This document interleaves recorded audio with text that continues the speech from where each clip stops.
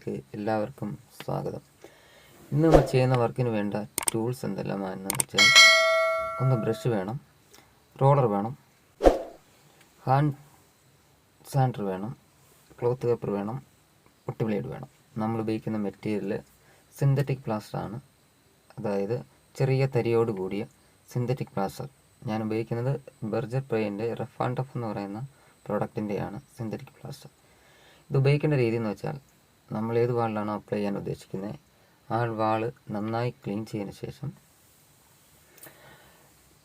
6 ഇഞ്ചിൻ്റെ ബ്ലേഡ് ഉപയോഗിച്ച് നമ്മൾ സിന്തറ്റിക് പ്ലാസ്റ്റർ 2 mm തിക്നെസ്സിൽ നമ്മൾ വാളിൽ അപ്ലൈ ചെയ്യുക. നന്നായി വലിച്ചിട്ടതിന് ശേഷം അത് കൂടുതൽ ഏരിയ വലിച്ചിടാതെ കുറേശ്ശെ ഏരിയ വലിച്ചിട്ടിട്ട് അതിന് നമ്മൾ ബ്ലേഡ് കൊണ്ട് നന്നായി പാറ്റേൺ ചെയ്തെടുക്കണം. പാറ്റേൺ ചെയ്യുന്ന വിധം ഞാൻ ഈ കാണിക്കുന്ന പോലെ തന്നെ പാറ്റേൺ ചെയ്യണം. ബ്ലേഡ് നമ്മുടെ കയ്യിൽ സിമ്പിളായ രീതിയിൽ പിടിച്ച് വലിയ ബലം കൊടുക്കാതെ നമ്മൾ ഈ വലിച്ചിട്ട പുട്ടിയെ നമ്മൾ വലിച്ച് പാറ്റേൺ ചെയ്യുകയാണ് ചെയ്യുന്നത്. അത് ചെയ്യുമ്പോൾ പ്രത്യേകം ശ്രദ്ധിക്കേണ്ട കാര്യം, ബ്ലേഡിൻ്റെ പാടുകൾ വരരുത്. ബ്ലേഡിൻ്റെ പാടുകൾ വന്നു കഴിഞ്ഞാൽ നമ്മുടെ ഡിസൈന് വലിയ ഭംഗി കാണത്തില്ല.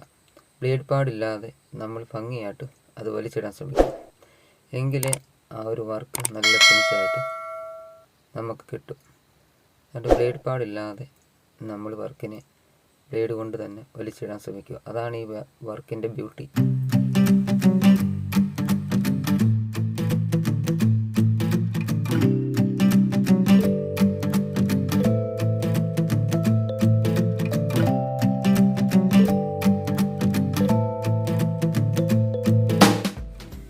അങ്ങനെ നമ്മൾ ചെയ്യുന്ന വർക്കിൻ്റെ ഷോ വാളാണ് നമ്മൾ ചെയ്യുന്ന വർക്ക്. ആ വാളിൻ്റെ ഫുള്ള് നമ്മൾ ഒരു കോട്ട് അപ്ലൈ ചെയ്തിട്ട് ആ അപ്ലൈ ചെയ്ത പുട്ടി നമ്മൾ ബ്ലേഡ് വെച്ച് ഫുള്ള് ഫിനിഷ് ചെയ്തു.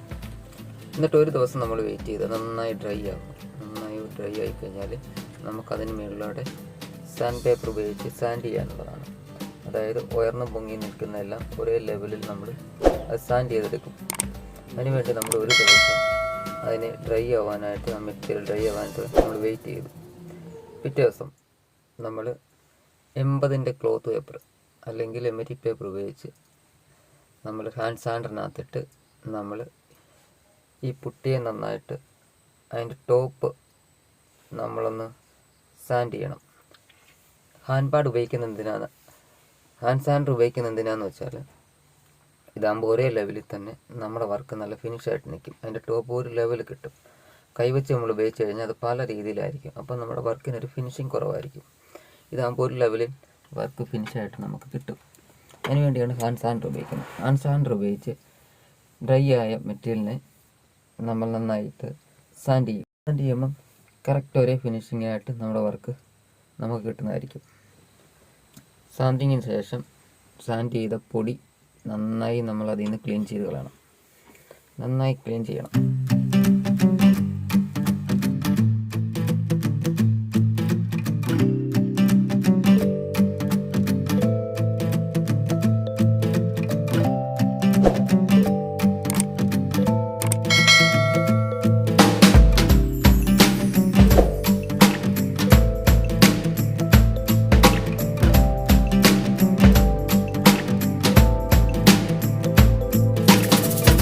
നമ്മൾ ചെയ്ത വർക്കിൻ്റെ ടോപ്പിലൂടെ നമ്മൾ ബ്ലാക്ക് അപ്ലൈ ചെയ്യാൻ പോവുകയാണ്. നമ്മളെ നോർമൽ എമർഷൻ നമ്മൾ ഒരു കോട്ട് അപ്ലൈ ചെയ്യണം. അതുപോലെ തന്നെ നമുക്ക് ബേസ് കോട്ട് യെല്ലോ,